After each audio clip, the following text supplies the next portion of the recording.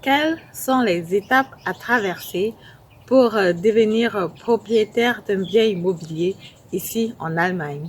Dans la vidéo d'aujourd'hui, je me propose comme ça de t'expliquer en détail les différentes étapes qu'il faut traverser pour acheter un bien immobilier ici en Allemagne. Voilà, parce qu'il y a beaucoup de personnes qui sont à la recherche d'un bien immobilier, qui veulent acheter un bien immobilier, mais ne savent pas très bien comment faire ou alors ne savent pas très bien ce qui les attend devant eux. Donc, dans la vidéo d'aujourd'hui, je vais comme ça te décortiquer tout ça pour que tu comprennes déjà ce qui t'attend quand tu veux devenir propriétaire d'un bien immobilier. Reste donc surtout jusqu'à la fin parce que ça va te permettre de t'éclairer déjà et comme ça va te permettre de bien comprendre le processus quand tu vas vouloir te lancer si tu ne l'as pas encore fait jusqu'à présent. Je te retrouve donc tout de suite après le jingle. Bonjour, si vous voulez atteindre votre liberté financière, assurer votre retraite et laisser un patrimoine de qualité pour vos enfants, vous êtes sur le bon chemin avec Immobilier en Allemagne.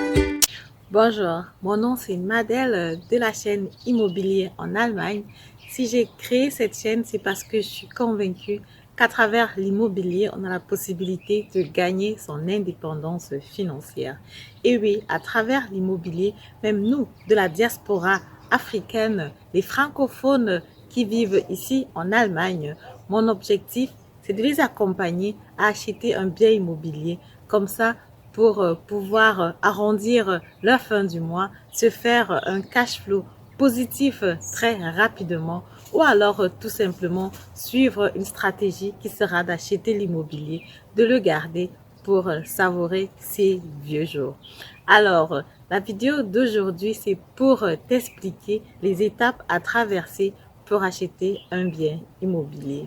Dans mon processus ou alors dans mes recherches, j'ai comme ça listé en tout 7 étapes que tu dois traverser pour acquérir un bien immobilier ici en Allemagne. L'étape numéro 1, c'est déjà de savoir quelle est ta capacité d'endettement. Voilà, quel est le montant maximum que tu peux emprunter à la banque pour faire un financement.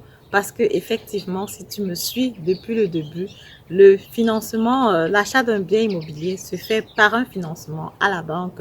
Donc, du coup, il faut déjà savoir si tu peux emprunter peut-être jusqu'à 100 000 euros maximum, jusqu'à 200 000 euros ou alors 300 000 euros. Voilà, ceci va dépendre naturellement de ta bonité, donc de ta crédibilité et aussi voilà, de ton comportement financier. C'est un service que je propose aussi, donc si tu veux savoir quelle est ta capacité d'endettement, tu peux comme ça me contacter pour ça. Le lien il est dans la barre de description et je pourrais comme ça te dire jusqu'à combien tu peux te faire financer par la banque. C'est très important. Avant de se lancer dans la recherche, il faut déjà savoir jusqu'à combien tu peux aller.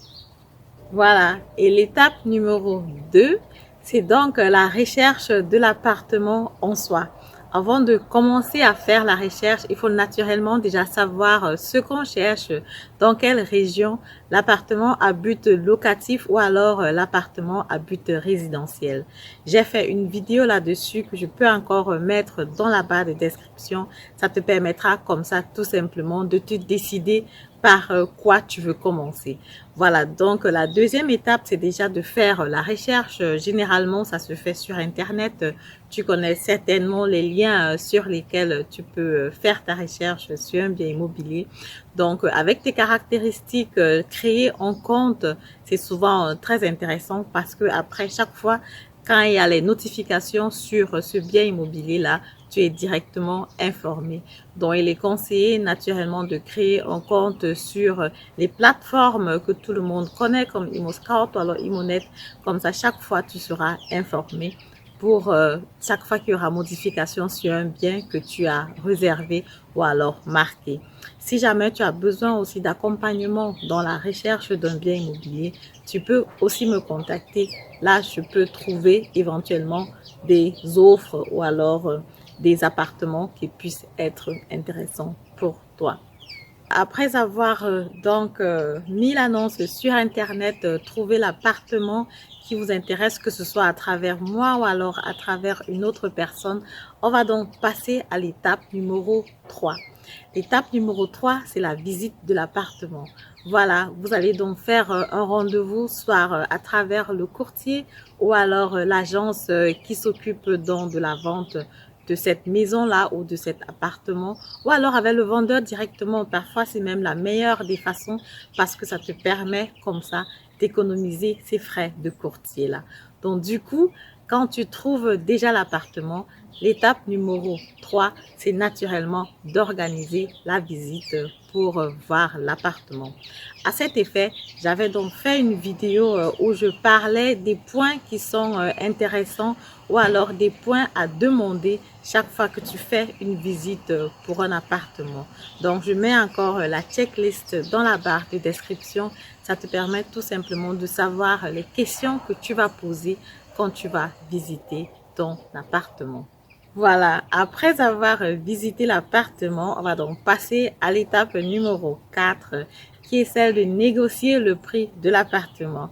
Voilà, donc après avoir regardé l'appartement, tu vas devoir te faire une idée, réfléchir 2-3 fois, discuter par exemple avec ta femme, avec ton mari pour voir si c'est une bonne affaire.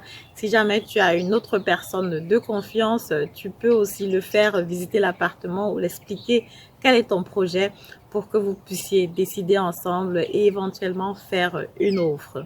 Et à cet effet, j'ai fait aussi une autre vidéo sur comment négocier le prix d'un bien immobilier. Je te la mets aussi dans la barre de description. Tu peux utiliser une de ces techniques-là pour éventuellement réduire le prix de l'achat de ton bien immobilier. C'est toujours une bonne affaire si jamais tu réussis par exemple à économiser. Même si ce n'est que 2000 €, c'est déjà pas petit. C'est toujours quelque chose que de prendre le prix qui a été proposé dès le départ.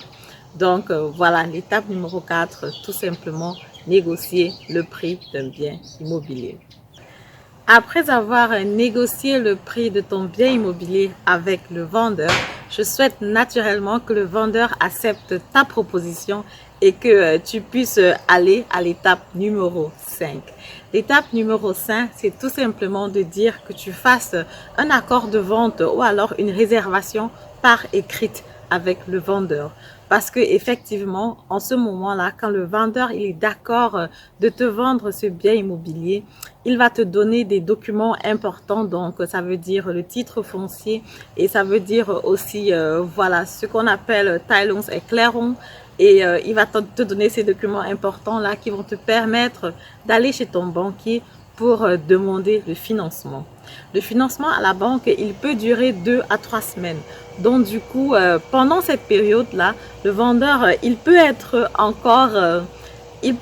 tenté de vendre l'appartement à quelqu'un d'autre. Surtout, imagine que quelqu'un d'autre vienne et lui dise que je te dépose 20% du prix de l'appartement. Donc, si l'appartement coûte 100 000 €, il y a des personnes qui ont beaucoup d'argent en cash naturellement et quelqu'un qui vient et lui dit je te dépose 20 000 €, réserve-moi l'appartement et puis je te prends l'appartement, ça c'est sûr.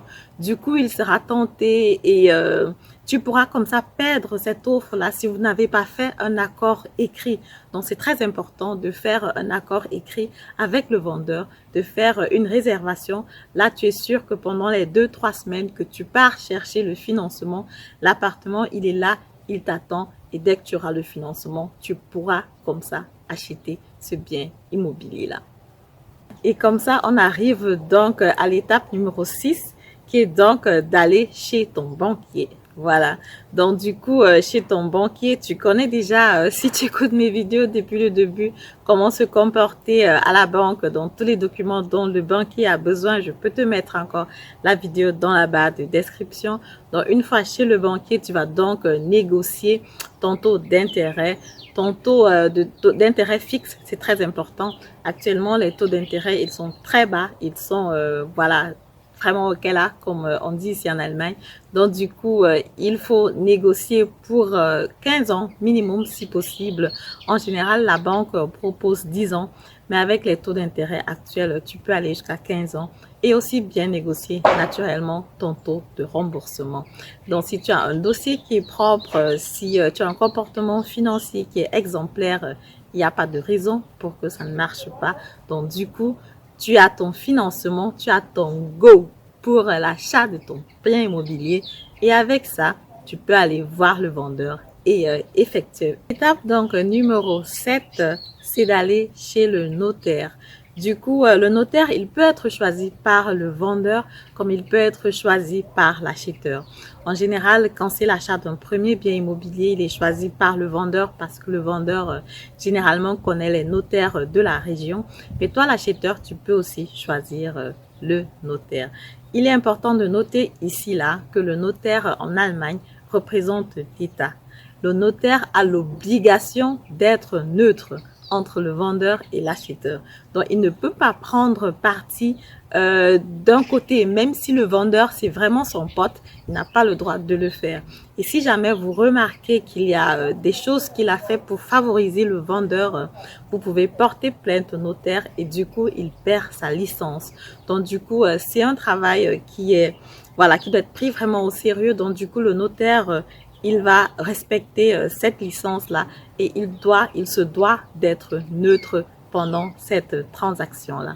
Et aussi, il est important de noter que le contrat de vente, le contrat d'achat du bien immobilier, vous, en tant qu'acheteur, vous le recevez 2 semaines minimum avant la rencontre chez le notaire.